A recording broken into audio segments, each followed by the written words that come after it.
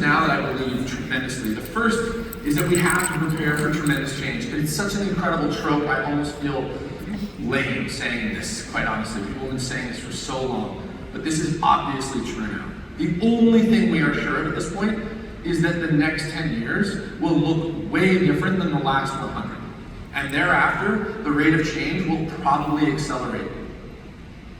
In order to prepare for tremendous change, I think that the new rule is embracing adaptability as a strategy. For so long, we basically said adaptability is what happens when you build a good culture. It is probably time now to build, both individually and collectively, strategies that allow ourselves room to change. Simply saying, we will change if something updates and we have a culture that allows us to do it, or I'm capable of doing it, is probably no longer sufficient. Saying things will change and we need to build a culture that can adapt to that quickly is critical. And I think this is basically going to define the success of enterprises for probably the rest of the time.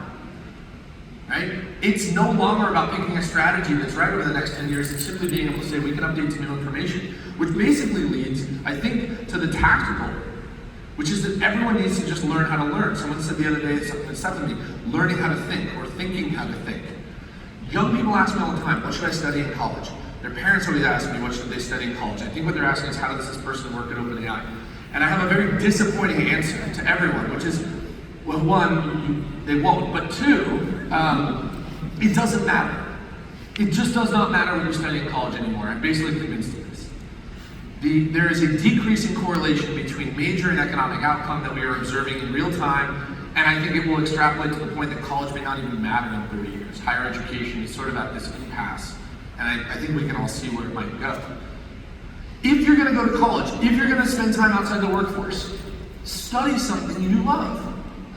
Go obsess about something, I don't care what it is, because the act of becoming fascinated by something is probably now the most interesting thing you can do. Not because that thing will serve you economically, but because the art of exploring something will. The practice of becoming fascinated and mastery is the thing now that we should all index on. And the last thing that we're spending much of time with companies on, I think, is the most interesting, which is this idea of designing around things that AI cannot do. It's this new study in the negative space of AI, and it's my favorite. Because in a world where AI is getting exceptionally good at computational tasks, it's also proving to get not very good at humanistic ones. There is a reason that ITC is very popular. There's a reason we all gather here. There's a reason that you do business with people you trust.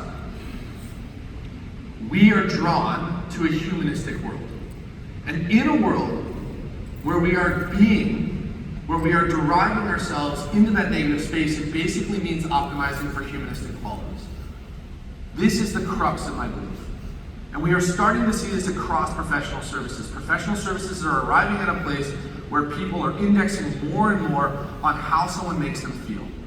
Wealth managers do not make you more money than anyone else. Right?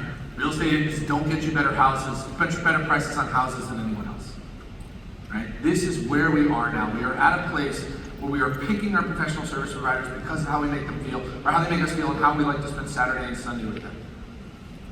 And in a world where you can be anything, my challenge to people is be adaptable, be courageous, be curious, be empathetic, be wise. This is very clearly the ways in which individuals and organizations will differentiate themselves in the future of AI, where computational tasks starts to commoditize, where knowledge starts to commoditize. We will separate ourselves on our most humanistic qualities. This is becoming more and more clear. And I think the ultimate answer to all this is that we may live in a world that is more human, not less, because of this technology. And the last thing I'll leave you with is that the future is obviously great. Today is the best day ever to be born. It just is. If you disagree with me, I can tell you why you're wrong outside. Even if I can help you intellectualize that answer, many people are intuitively, gutturally worried about the future. Parents tell me all the time, I'm so worried about the future for my kids. And I don't blame anyone. Because when I ask people, what are you inspired by? What is the information you look to give you hope? No one has any answers. We don't make utopian films. We don't write utopian books. We're pretty clearly overwhelmed with negative information and underwhelmed with positive information.